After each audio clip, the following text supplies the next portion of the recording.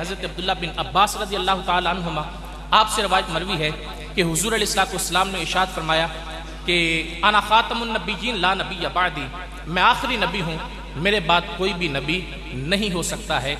امت محمدیہ میں حضور علیہ السلام کے ظاہری وصال کے بعد جس بات پر سب سے پہلا اتفاق ہوا تھا وہ یہ تھا کہ حضور کے بعد کوئی نبی نہیں آ سکتا ہے۔ بہت سے لوگوں نے مختلف ادوار میں اعلان نبوت کی ہے۔ مسلمہ کذاب نے اعلان نبوت کیا، حضرت ابوبکر صدیق رضی اللہ تعالی عنہ آپ کے دور خلافت میں باقاعدہ طور پر اس نے اعلان نبوت کیا، تو آپ نے 10,000 کا لشکر حضرت خالد بن ولید رضی اللہ تعالی عنہ کی قیادت میں اس کی سرکوبی کے لیے بھیجا۔ مختار سقفی نے اعلان نبوت کیا تھا تو حضرت عبداللہ بن زبیر رضی اللہ تعالی عنہ آپ نے اس کا سر قلم کیا۔ اسی طرح سجا نامی ایک عورت تھی، اس نے اعلان نبوت کیا لیکن بعد میں اس نے توبہ کر لی۔ مختلف ادوار میں مختلف لوگوں نے، متنبی نے بھی اعلان نبوت کیا لیکن پھر تائب ہو گیا۔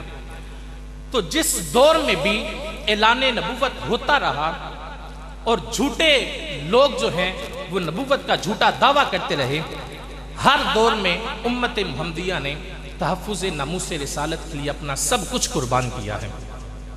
1840 عیسوی میں جو مرزا قادیانی ہے اس کی پیدائش ہوئی تھی، اور 1840 سے لے کر 1880 تک یہ تعلیمی مراحل سے گزرتا رہا۔ اس کے جو والدین تھے، اس کے جو آباء و اجداد تھے، وہ انگریز کے بڑے وفادار تھے، اور 1880 سے لے کر 1891 تک وہ حیات مسیح کا منکر رہا۔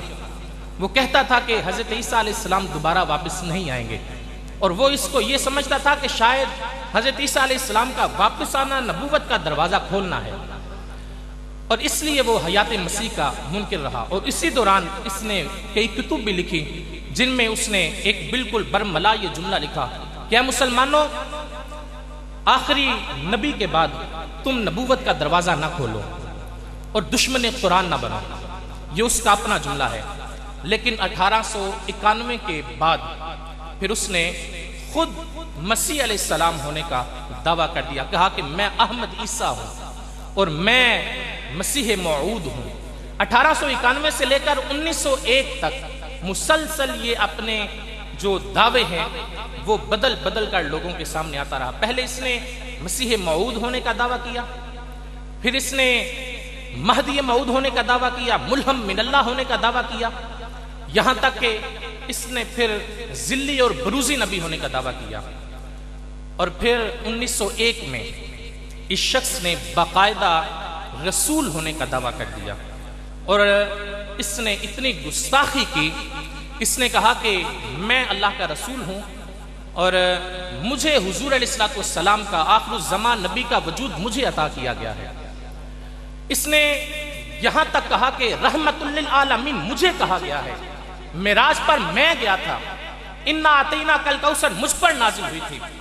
یہاں تک کہ روحانی خزائن اس کی ایک کتاب ہے، اس کے 18ویں جلد میں وہ لکھتا ہے باقاعدہ طور پر، وہ کہتا ہے کہ محمد الرسول اللہ والذین معہ اشداء علی الکفار رحماء بینہم، یہ جو مکمل آیت ہے سورہ فتح کی آخری آیت ہے۔ اس کے بارے میں اس نے کہا کہ یہ آیت میرے لیے نازل ہوئی تھی، اور اس میں جو محمد اور رسول کہا گیا ہے اس سے مراد میں ہوں۔ یہ اس نے روحانی خزائن 18ویں جلد میں لکھا ہے۔ اور پھر اس نے یہاں تک لکھا کہ نعوذ باللہ میری جو ذریت ہے اس کی مثال حضرت امام حسن اور حضرت امام حسین جیسی ہے۔ اس نے کہا کہ جو میری ازواج ہیں وہ امہات المومنین ہیں۔ اس نے کہا جو میرا شہر ہے وہ مکہ و مدینہ کی طرح ہے۔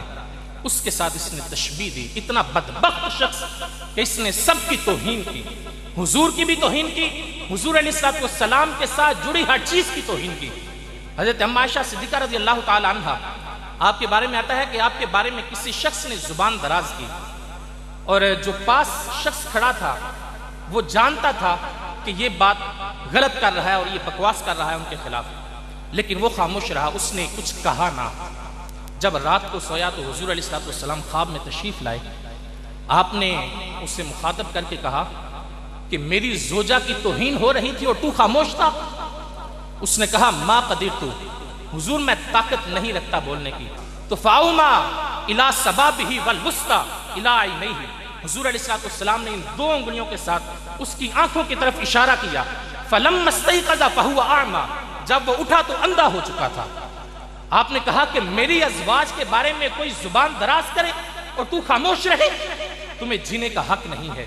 صاحبو، یہ وہ بدبخت شخص ہے کہ جس نے اپنی ازواج کو امہات المومنین کے ساتھ تشبیہ دی. اس نے اپنے خلفاء کو خلفائے راشدین کے ساتھ تشبیہ دی، جبکہ حضور علیہ السلام نے ارشاد فرمایا کہ میرے اصحاب کے بعد جو آنے والے لوگ ہوں گے، اگر وہ احد پہاڑ جتنا سونا بھی اللہ کی بارگاہ میں خرچ کر دیں تو وہ اس اجر کو نہیں پہنچ سکتے جو اجر اللہ تبارک و تعالیٰ میرے اصحاب کے ایک مٹھی بھر جو قربان کرنے پر عطا فرماتا ہے.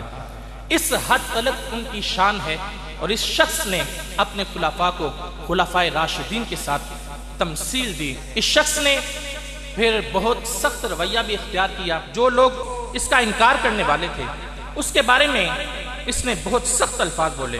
اپنی کتاب آئینہ کمالات میں لکھتا ہے، کہتا ہے کہ کنجریوں کے بچوں کے علاوہ کہ جن کے دلوں پر اللہ نے مہر لگا دی ہے، ان کے علاوہ باقی سب مجھ پر ایمان لا چکے ہیں. اسی طرح نجم الہدا کے صفحہ نمبر 10 پر لکھتا ہے کہ دشمن ہمارے بیابان کے خنزیر ہو گئے اور عورتیں ان کی کتیوں سے بڑھ گئیں. یہ ایسا بدبخت شخص ہے. ازالہ اوہام اس کی کتاب ہے، اس کے اندر لکھتا ہے کہ ان لوگوں نے چوروں، قزاقوں اور حرامیوں کی طرح اپنی محسن گورنمنٹ پر حملہ کر دیا.